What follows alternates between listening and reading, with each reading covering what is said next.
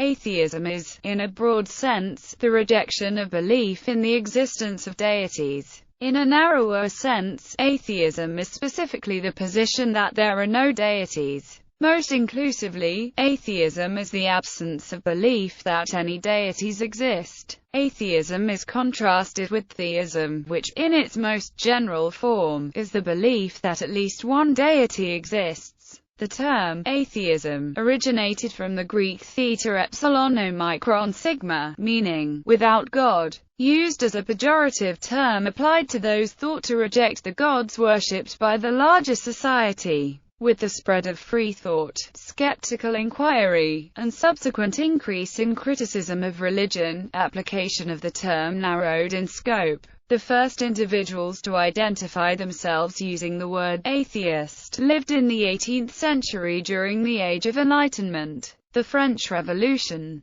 noted for its unprecedented atheism, witnessed the first major political movement in history to advocate for the supremacy of human reason. Arguments for atheism range from the philosophical to social and historical approaches. Rationalists for not believing in deities include arguments that there is a lack of empirical evidence, the problem of evil, the argument from inconsistent revelations, the rejection of concepts that cannot be falsified, and the argument from non-belief. Although some atheists have adopted secular philosophies, there is no one ideology or set of behaviors to which all atheists adhere. Many atheists hold that atheism is a more parsimonious worldview than theism, and therefore that the burden of proof lies not on the atheist to disprove the existence of God but on the theist to provide a rationale for theism. Since conceptions of atheism vary, accurate estimations of current numbers of atheists are difficult.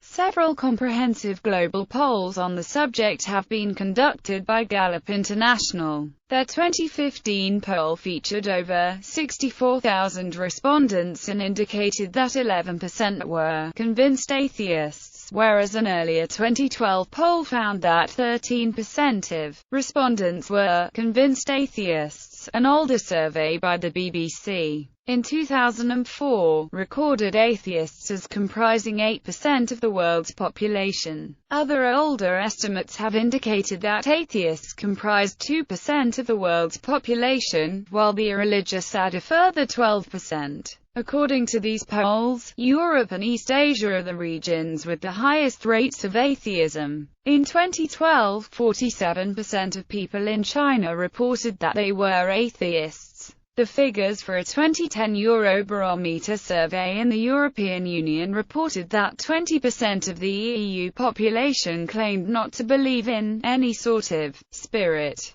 God or life force. Definitions and distinctions. Writers disagree on how best to define and classify atheism, contesting what supernatural entities it applies to, whether it is an assertion in its own right or merely the absence of one, and whether it requires a conscious, explicit rejection. Atheism has been regarded as compatible with agnosticism, and has also been contrasted with it.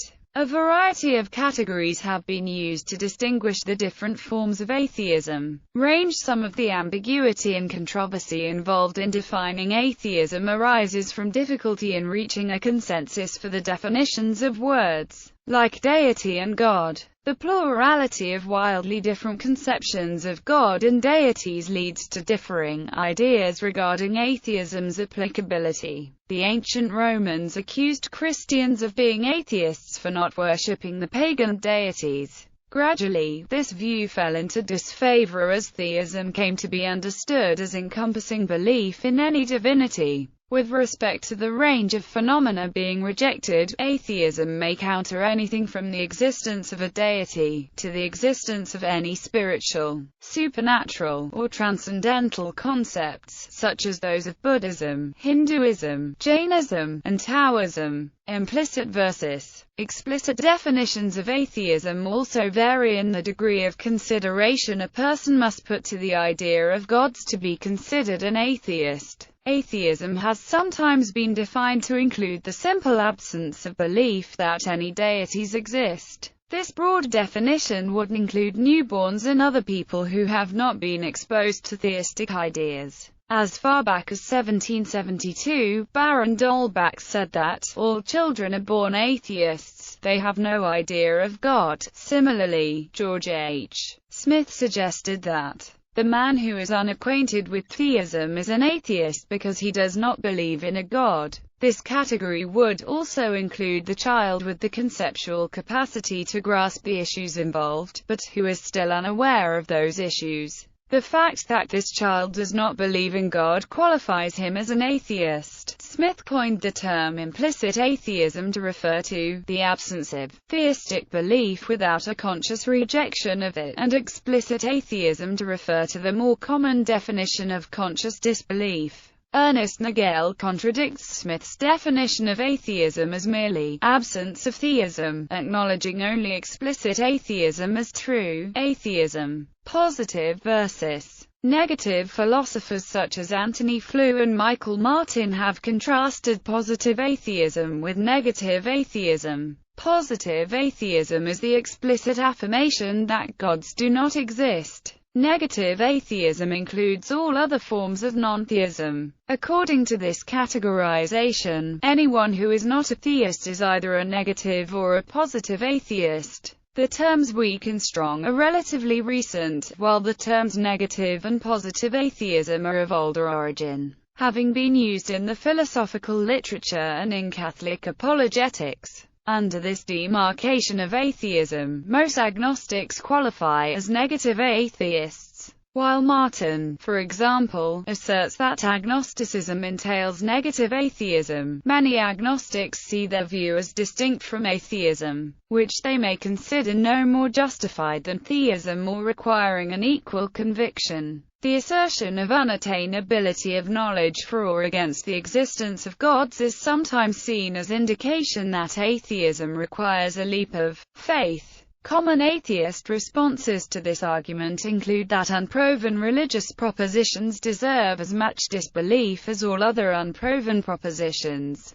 and that the unprovability of a god's existence does not imply equal probability of either possibility. Scottish philosopher J.C. Smart even argues that, sometimes a person who is really an atheist may describe herself, even passionately, as an agnostic because of unreasonable generalized philosophical skepticism which would preclude us from saying that we know anything whatever, except perhaps the truths of mathematics and formal logic. Consequently, some atheist authors such as Richard Dawkins prefer distinguishing theist, agnostic and atheist positions along a spectrum of theistic probability, the likelihood that each assigns to the statement, God exists, definition as impossible or impermanent. Before the 18th century, the existence of God was so accepted in the Western world that even the possibility of true atheism was questioned. This is called theistic innatism, the notion that all people believe in God from birth. Within this view was the connotation that atheists are simply in denial. There is also a position claiming that atheists are quick to believe in God in times of crisis, that atheists make deathbed conversions, or that there are no atheists in foxholes.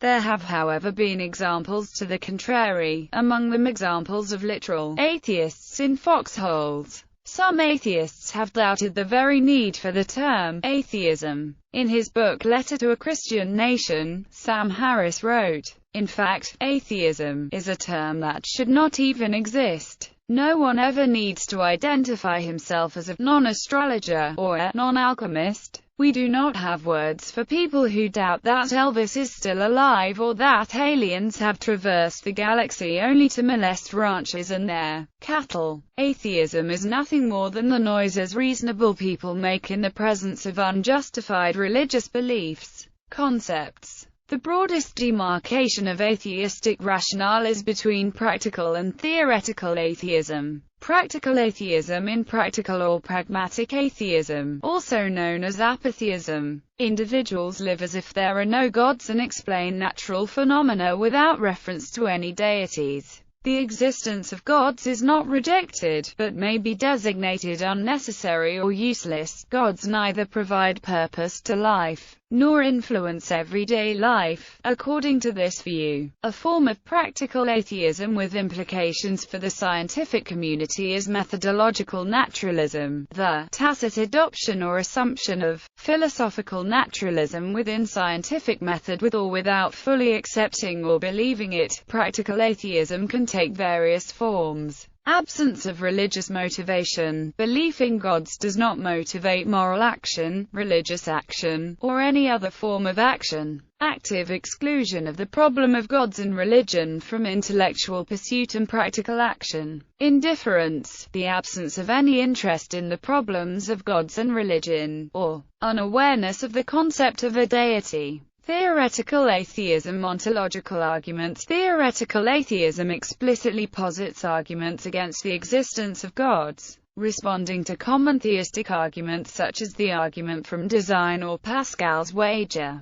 Theoretical atheism is mainly an ontology, precisely a physical ontology. Epistemological arguments. Epistemological atheism argues that people cannot know a god or determine the existence of a god. The foundation of epistemological atheism is agnosticism, which takes a variety of forms. In the philosophy of immanence, divinity is inseparable from the world itself, including a person's mind, and each person's consciousness is locked in the subject. According to this form of agnosticism, this limitation in perspective prevents any objective inference from belief in a god to assertions of its existence. The rationalistic agnosticism of Kant and the Enlightenment only accepts knowledge deduced with human rationality. This form of atheism holds that gods are not discernible as a matter of principle, and therefore cannot be known to exist. Skepticism, based on the ideas of Hume, asserts that certainty about anything is impossible, so one can never know for sure whether or not a god exists.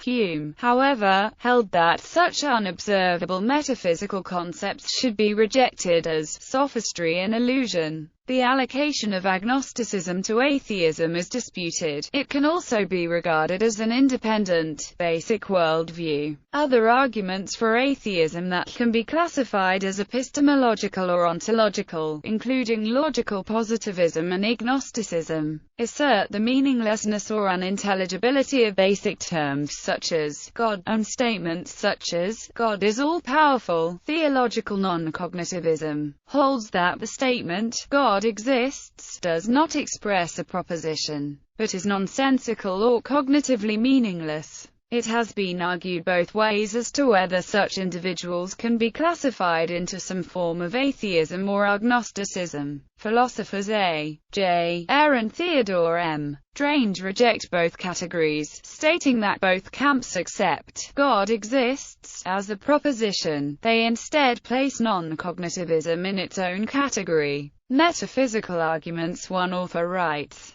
metaphysical atheism includes all doctrines that hold to metaphysical monism. Metaphysical atheism may be either absolute, an explicit denial of God's existence associated with materialistic monism, b. a relative, the implicit denial of God in all philosophies that, while they accept the existence of an absolute, conceive of the absolute as not possessing any of the attributes proper to God. Transcendence, a personal character or unity. Relative atheism is associated with idealistic monism. Logical arguments. Logical atheism holds that the various conceptions of gods, such as the personal God of Christianity, are ascribed logically inconsistent qualities. Such atheists present deductive arguments against the existence of God, which assert the incompatibility between certain traits, such as perfection. Theodician atheists believe that the world as they experience it cannot be reconciled with the qualities commonly ascribed to God and gods by theologians. They argue that an omniscient, omnipotent, and omnibenevolent God is not compatible with a world where there is evil and suffering, and where divine love is hidden from many people. A similar argument is attributed to Siddhartha Gautama, the founder of Buddhism. Reductionary accounts of religion. Philosopher Ludwig Feuerbach and psychoanalyst Sigmund Freud have argued that God and other religious beliefs are human inventions,